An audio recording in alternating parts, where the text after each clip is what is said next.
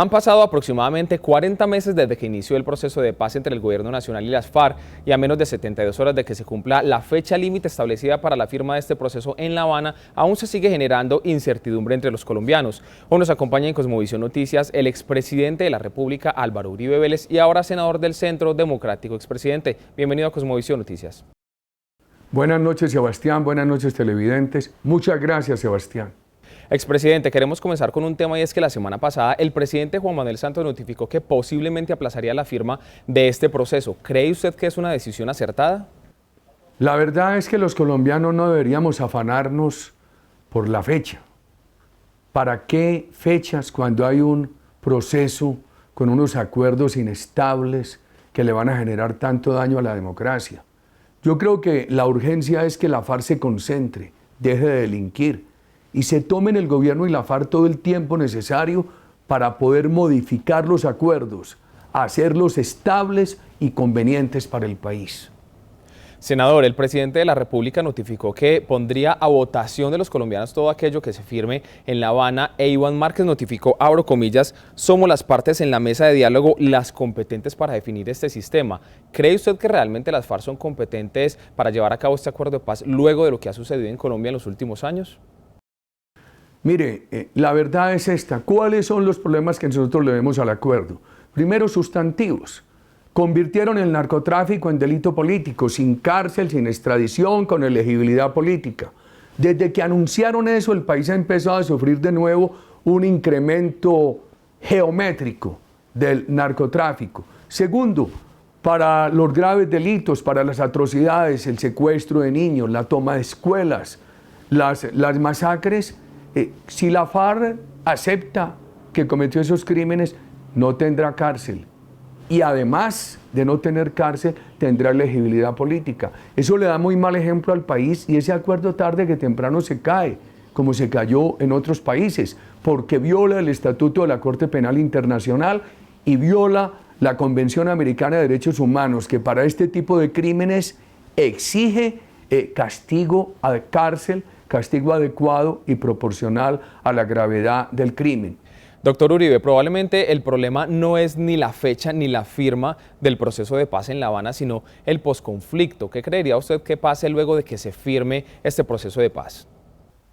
Primero, es muy grave hablar de conflicto cuando la palabra conflicto en América Latina se utilizó para llamar levantamientos civiles armados contra dictaduras militares. Aquí hemos tenido una democracia respetable y un grupo financiado fundamentalmente por el narcotráfico y el secuestro.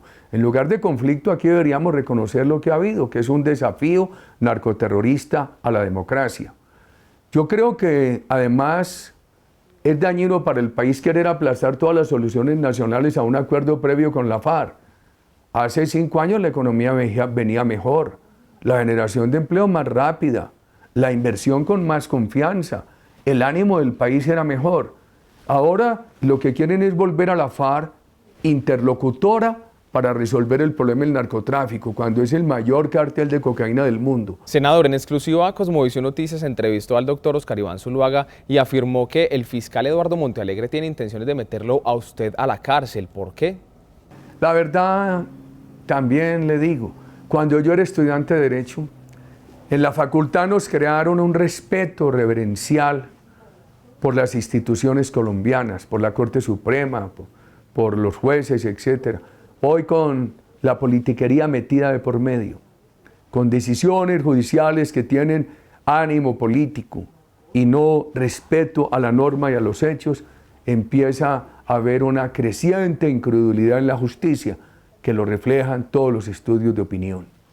Expresidente, el fiscal Eduardo Montealegre, cuando celebró la captura de su hermano Santiago Uribe, dijo lo siguiente, abro comillas, el país temblará antes del 27 de marzo, cierro comillas, esta es la fecha límite en que finaliza su periodo. ¿Cree usted que el fiscal tiene pruebas en su contra?